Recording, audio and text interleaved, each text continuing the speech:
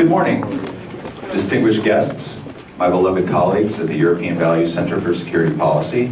My name is Rich Kramer, where I'm a fellow at the aforesaid center. With this esteemed gathering, I'd like to usher in the 9th Annual Summit for the European Value Center. Every year, we convene state leaders, defense officials, academics, journalists, and leading security analysts to probingly discuss those challenges that face our united democracies in the Pacific, in Europe, and in North America. Those challenges that we face from authoritarian, expansionist powers, Russia, and China. So convened, our incisive panelists today will explore old and new means of aligned foreign interventions in military, political, economic, and social spheres. Their insights, with them, our participants are able to access perspectives and lessons learned that bolster our shared efforts, keeping these authoritarian powers and those like them in check. The summit further affords a deeper sense of solidarity for those of us that have the honor to have been tasked with securing our communities and our countries and keeping those authoritarian powers in check. Indeed, we have formed alliances that for the past 3/4 of a century have served our peoples and global security to an unprecedented level. I'm very happy that you're here today. I encourage you to join us for all of our panels today, as many as you can, to learn more about how we are going to continue to be resilient in the face of these challenges. We have a large agenda today, so without any further delay, I would like to introduce Director of EVC, Jakub Janda, and Deputy Director, Andrea Michalcova. Thank you.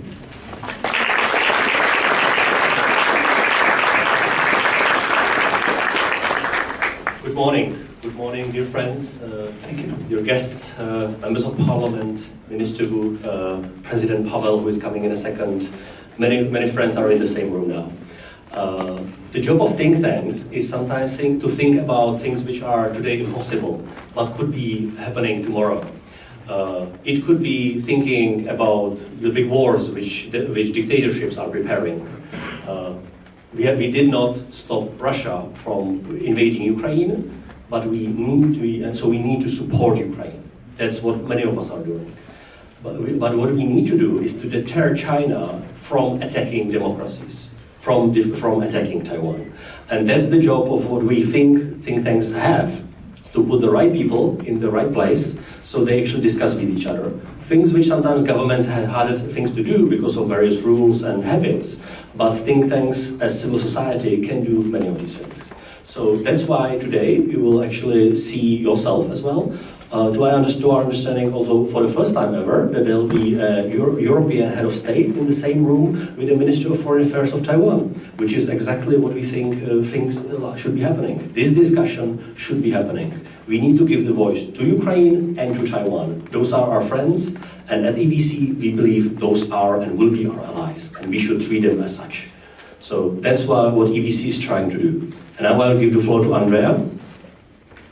Thank you, Jakub. I will be very short. I just want to use this opportunity to thank our distinguished partners who supported this event and make it happen, which is Wilfried Martin Center for European Studies, Czech-German Fund for Future, Embassy of Sweden, representation of the European Commission in Prague, Friedrich Neumann Foundation, Canadian Embassy in Prague, Kingdom of Netherlands, Ministry of Foreign Affairs of the Czech Republic, Ministry of Foreign Affairs of Republic of China, Taiwan. Thank you for that. And also Swedish Defense Psychological Agency, NATO Public Diplomacy Division, and last but not least, US Embassy in Prague. And now I just don't want to take more of your time, and I will ask you, please kindly stand up. And let's welcome here President of the Czech Republic, His Excellency Petr Pavel.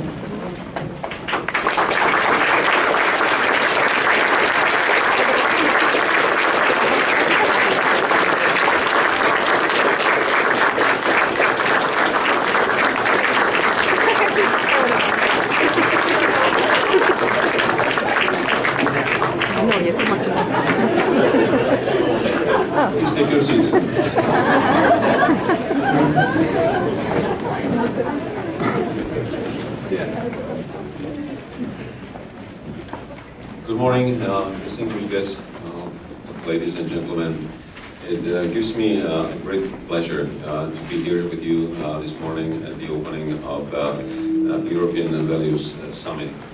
It is definitely not my first engagement with the European values, but it is the first one in my new role as the President of the Czech Republic. I have to say that European values represents for me a body that deals with security issues. For a long time, it's well known for it internationally, and also security matters were in the center of our attention for a number of years in different forms. First, as pandemics that affected the whole world. Then commodity crisis, energy crisis, supply chains, but also a number of cyber attacks and extremist acts around the globe. All these issues were related to our overall security. But now we are facing a much greater threat in the form of the biggest war conflict in Europe since the Second World War. This conflict represents an entirely new reality for all of us. It created a shift in security doctrines around the globe and changed our perceptions of security as well. Very few of us had the idea that we will face once again a war very similar to those in the last century, where tens of thousands of people will be killed, including a number of civilians, where millions of people will be displaced, either internally or pushed to leave their country and seek for refuge in a number of countries in Europe. And also we didn't believe that we would see war as brutal as it is now represented by Russia, targeting deliberately civilians. I visited myself Ukraine in April this year, and visited places like Bucha, Borodyanka, and more to the east, Dnipro. And I faced in person how does it look when someone targets civilian targets in a format of blocks of flats where there are no military facilities, no energy supplies, and no military value targets. So these targets were chosen in a way to create order, to create a break of will, to defend their own country, and to make not just Ukraine but all of the world to give away any defense and leave Ukraine to Russia. This is the reason why Russian aggression must not and will not succeed. It is in our vital interest, because what is happening now in Ukraine is not just the defense of their own country, of their sovereignty. It's a defense of the values. It's a defense of the principles on which the world in which we live is built. And if we don't want to change this world, if we don't want to be bullied by those who believe that power is the only tool that matters, it is our interest not to let Russia prevail. Ukrainians are fighting with great heroism, determination, and we should keep supporting them with the same determination. Of course, what is at stake is much greater than just our own comfort. What we witness is natural war fatigue, or you can call it Ukraine fatigue. We should do our best to prevent it, because on one hand it is natural that both fighting countries will be tired by war fighting, but it is also natural that people living in other countries that are not directly affected will start losing track of what is going on in Ukraine. Internal matters will take priority over the war. We get somehow used to horrors of war, and they do not appear so painful as they were at the beginning. But we should keep reminding ourselves what is going on, and that Russian success will eventually turn into something bigger against our own countries in the future. That's why it is so important not to let this fatigue get to the ground. The world and many of us are looking towards the upcoming summit of NATO in Vilnius. This summit will not only talk about reinforcing NATO's deterrence and defense, reinforcing forward presence at the eastern flank, adopting new defense plans, but it will also define position towards Ukraine. I strongly believe that the political message to Ukraine should be clearly in terms of future Ukrainian membership both in NATO and in the EU. Because the alternative is to leave Ukraine in a security and economic void, and such a situation would inevitably lead to future problems. So if we want to have this part of Europe be more stable, we should do our best to get it as close to us as possible. Obviously, there are a number of challenges and problems on the path to full membership in these organizations, but we should at least give a clear determination that we want Ukraine in these organizations, and once the war is over, we can immediately start the process of accession. That is what Ukraine expects from us, and this is also in our vital interest to push it that way. On the result of the war in Ukraine, also the new security order in Europe will depend, and potentially not even not just Europe, but also the world. It is also clear that not just Russia, but also other countries are watching what is going on in Ukraine, especially those countries with the different forms of authoritarian rule that are in sharp contrast with democracies and are in a strategic competition. And it is in their interest to watch how democratic countries react to aggression, how fast we are, how efficient we are in getting together and delivering support, because this will define their steps in the future. The war in Ukraine is clearly the struggle for basic democratic values, and that's why it matters so much to us. And I already touched China, but it brings me to my second major point, and that is the role of People's Republic of China in a current world.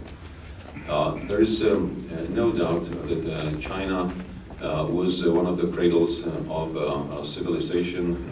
It gave the world a lot in terms of science, culture, history.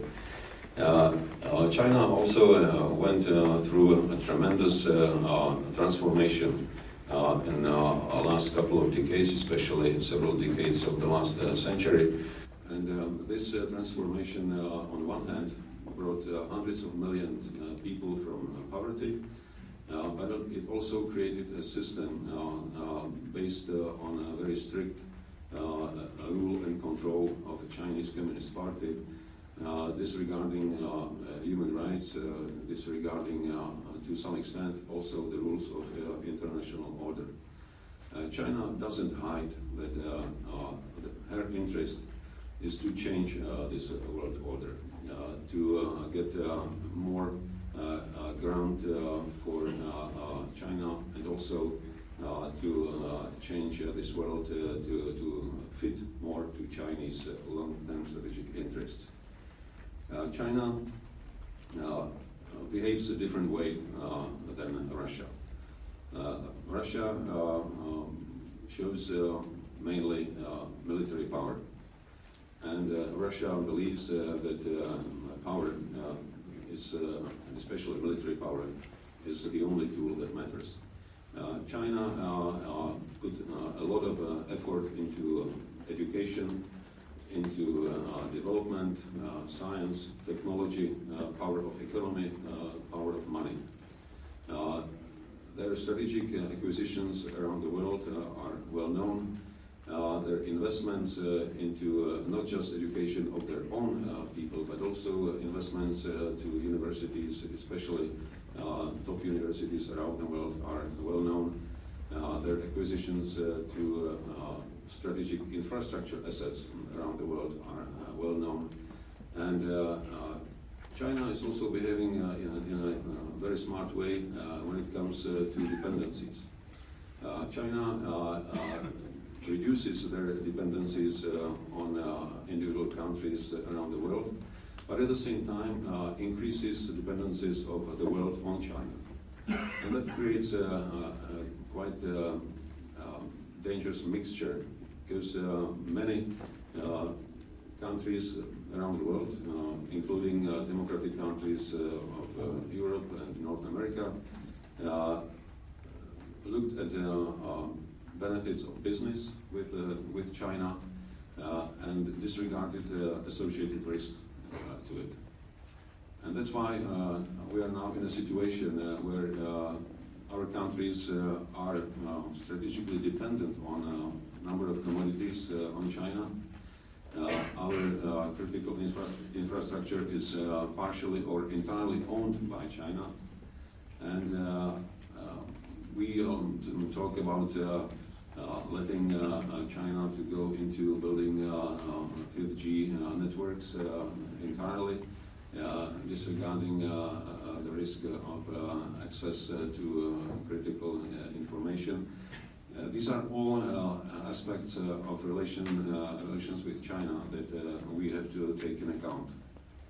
It's not about isolating China. It's not about not doing business with China, but we shall do it, let's say, the same way as China does it with regard to us. Let's not create dependencies. Let's do business. Let's cooperate wherever it is beneficial to both sides. But let's have in mind that the strategic long-term interests of China, their values, are not compatible with ours. And if we don't want the world order to be changed by economic, scientific, or military power of China without us, then we have to be able to create sufficient counterbalance and to be respected. And we can only achieve such a counterbalance if we stay united. Not just within the EU or NATO, but within all democratic countries around the world, and also those countries willing to cooperate with us on respect to the same values and principles. This is the only way how we can ensure that whatever change in international order will be negotiated, but not imposed. And that's why I would strongly argue, let's stay united with regard to Ukraine, let's stay united with regard to China, let's stay united with regard to preserving the situation with Taiwan, not letting China impose her will on Taiwan, but let's respect that there are principles that have been agreed.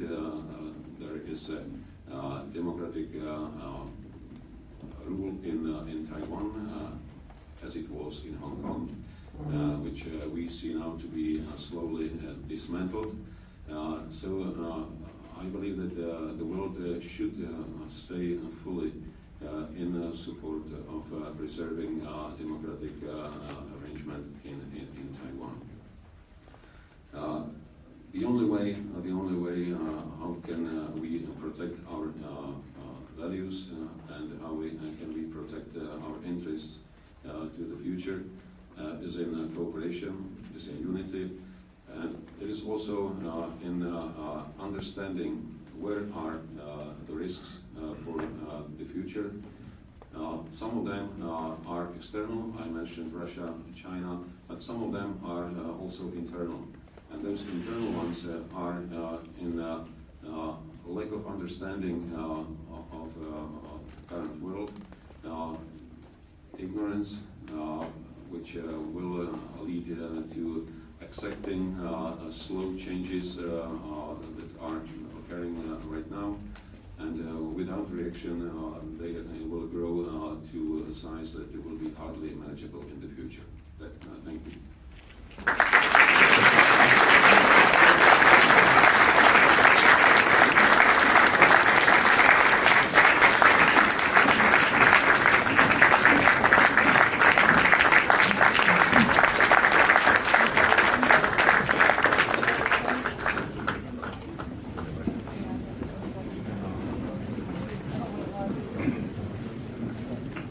Our gratitude to President Pavel for his inspiring and commanding remarks, his very clear assessment of the challenges that we are facing. It is with exceptional honor that today I am pleased to introduce to you His Excellency Joseph Wu, Minister of Foreign Affairs, the Ministry of Foreign Affairs from the Republic of China. Your Excellency.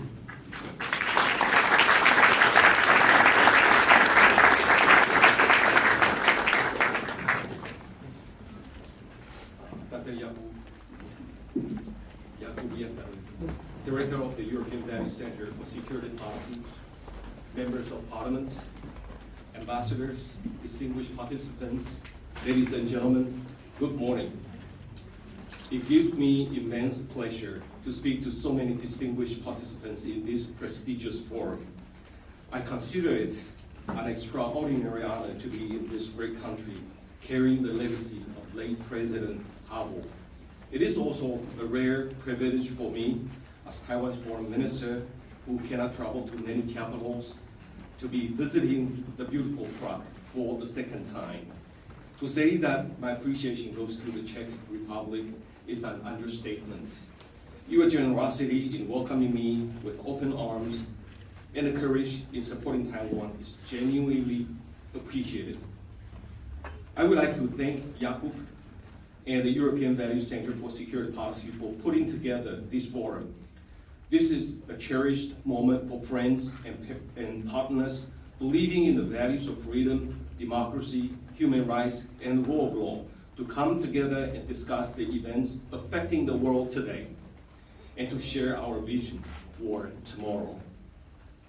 Of course, the most pressing event of the day is Russia's invasion of Ukraine. We have seen the atrocity, destruction, and the death of the innocent, war crimes that shouldn't have happened anywhere, anytime. Yet the war shows what authoritarian regimes or autocracies are capable of.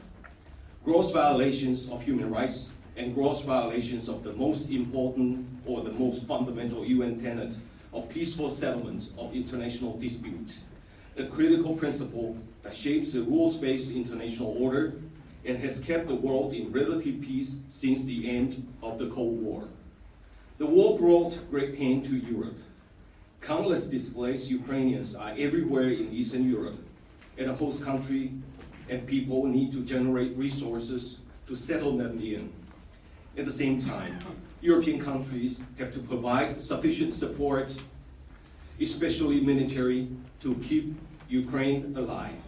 After all, lessons is learned that the lack of effective response in 2014 over Crimea has its terrible consequences now.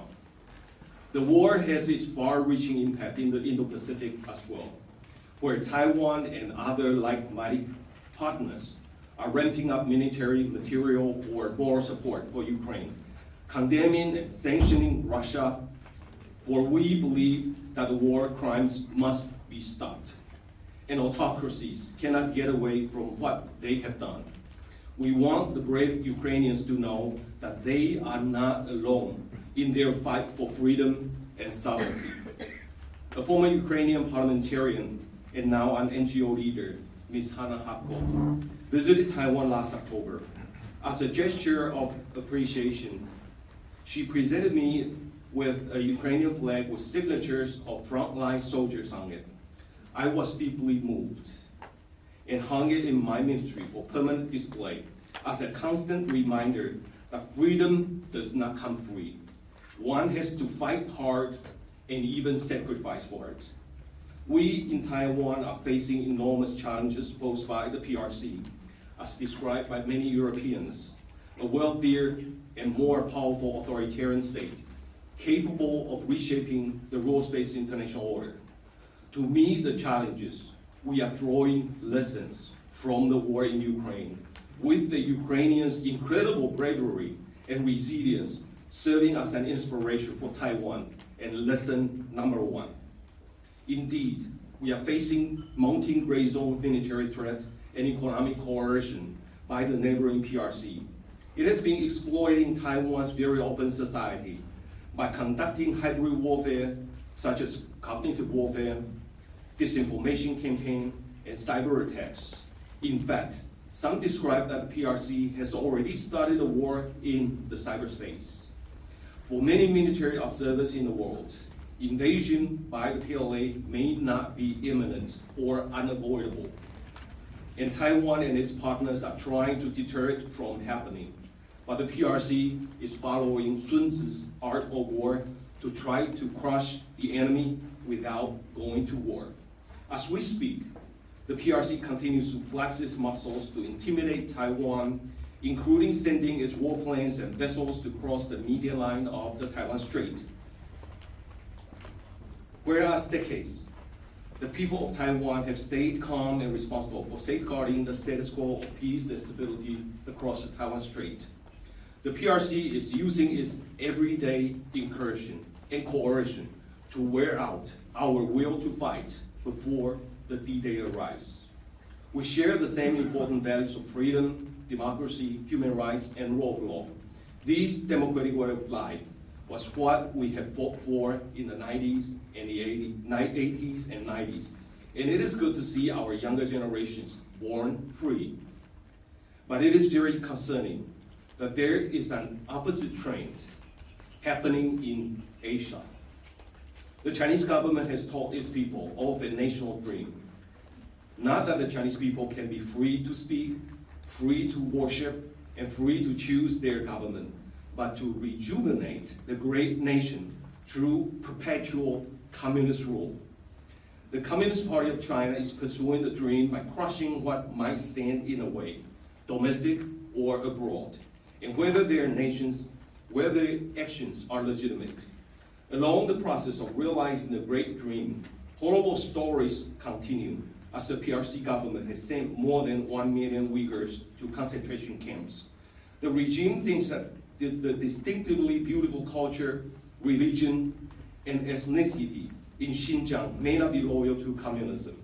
It is upsetting to be reminded that this is nothing new. The same has been happening in Tibet for decades.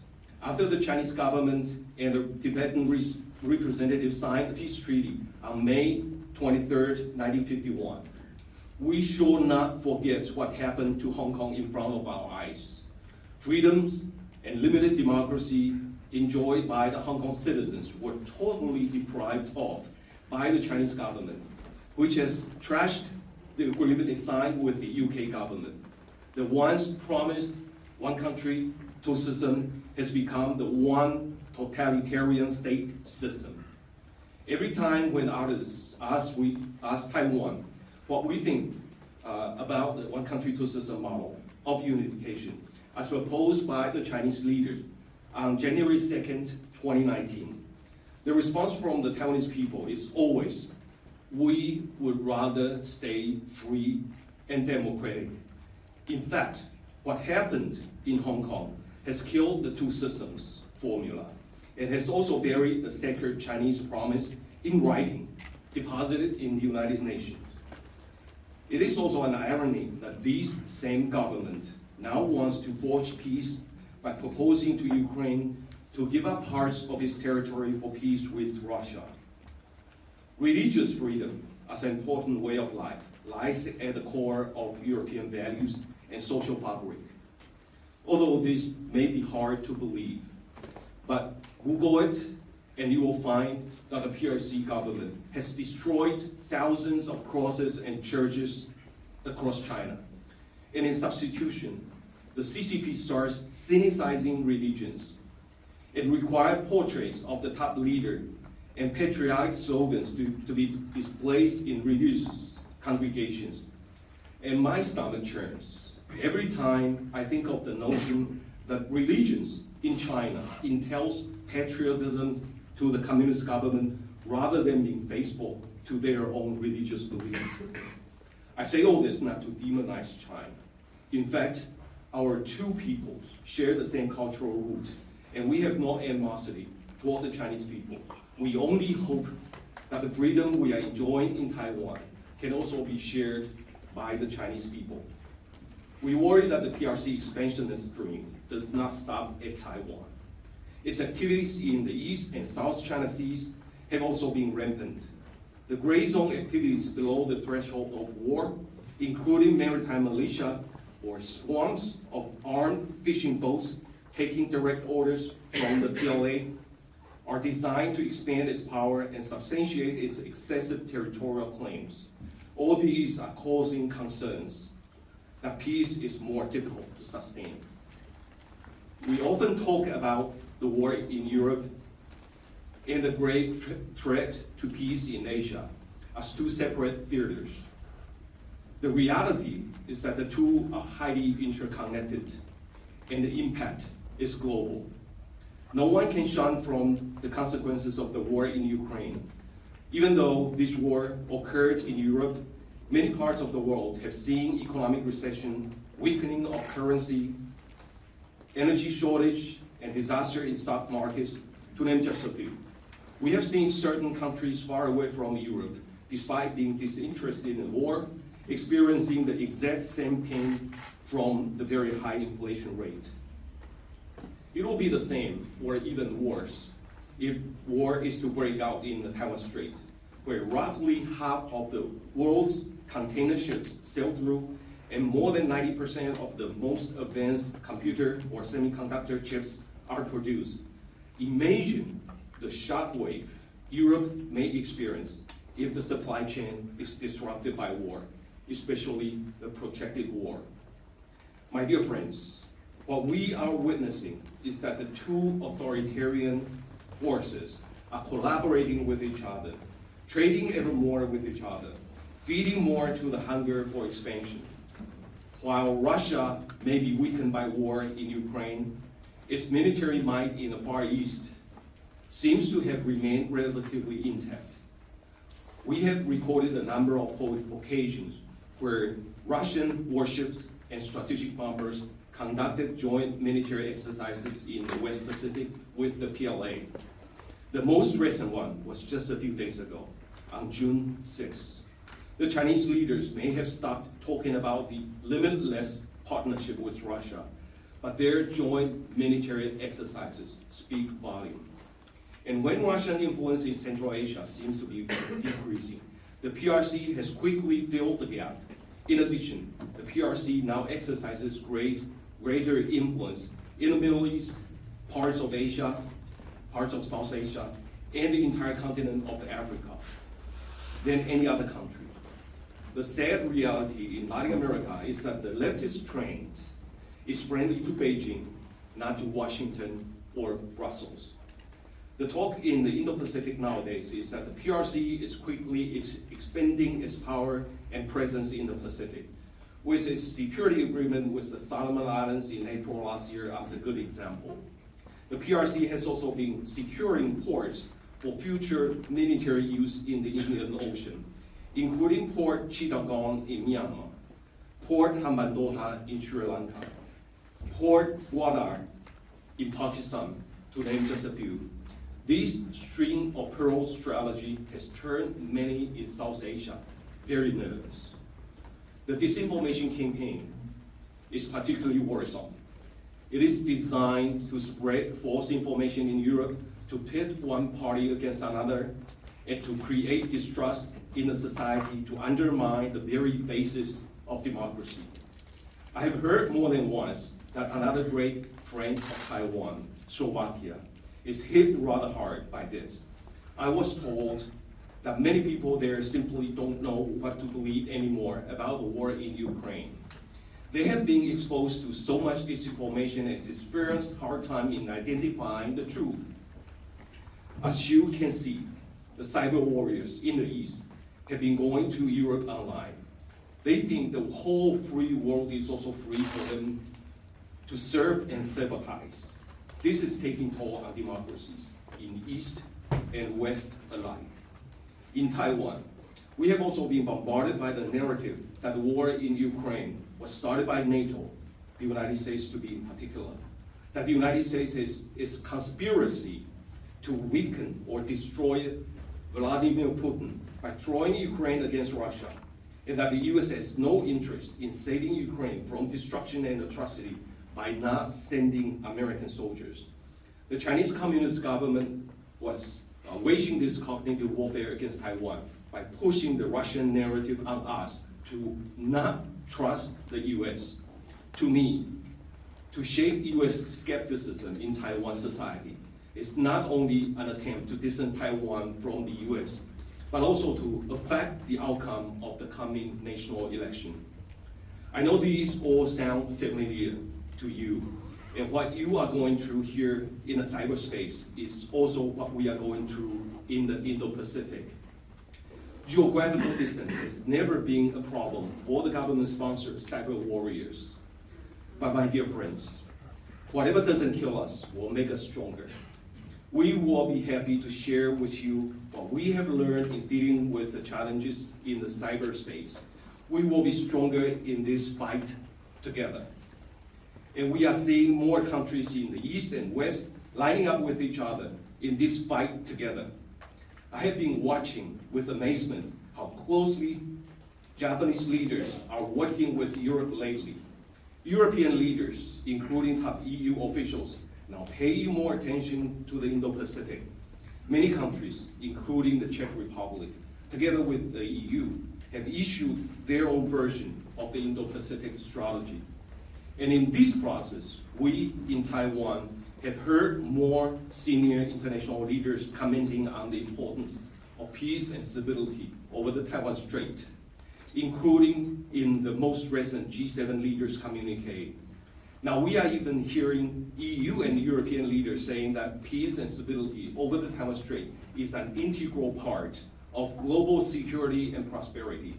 And in this regard, they are telling the Chinese officials that peace over Taiwan is not their domestic affairs, but a matter of global concern. To show our appreciation, we want to make efforts to secure peace and stability by maintaining the status quo of the Taiwan Strait. We believe in peace, and war is not an option. In order to maintain peace, Taiwan will not bow to pressure and will not be a provocateur. And Taiwan pledges to maintain the status quo, which serves the best interest for the world. But I need to stress that that maintaining the status quo and peace is a joint responsibility for the two sides of the Taiwan Strait. And it is also the expectation of the democracies around the world. In order for Taiwan to stay strong and resilient, and to have the courage to continue the policy of maintaining the status quo, we do need support from European friends. Among all those who speak up for Taiwan, I would particularly like to thank the Czech Republic for being in the forefront. Senate President Vystrčil and Chairman of Deputy President Adamova separately led huge delegations to visit Taiwan despite mounting diplomatic pressure. It was also heartening that President Pavel, upon his election victory, will receive a congratulatory phone call from President Tsai. It takes the successes of late President Pavel to have this vision and moral courage to connect with Taiwan. I should also highlight that Slovak government too has been organizing big mixed official business delegations to visit us, with the latest one came just last week. I'm also quite pleased to see that Lithuanian government keeps sending delegations to engage with Taiwan, to those who break through huge pressure to connect with Taiwan, though maybe smaller in size and population in comparison to the bigger powers. You are true moral giants. We have also been receiving delegations from European Parliament and parliamentarians in the European countries who have touched us by traveling a long way to declare their support for Taiwan. The people of Taiwan are grateful for the actions to keep us from being alone in facing coercion.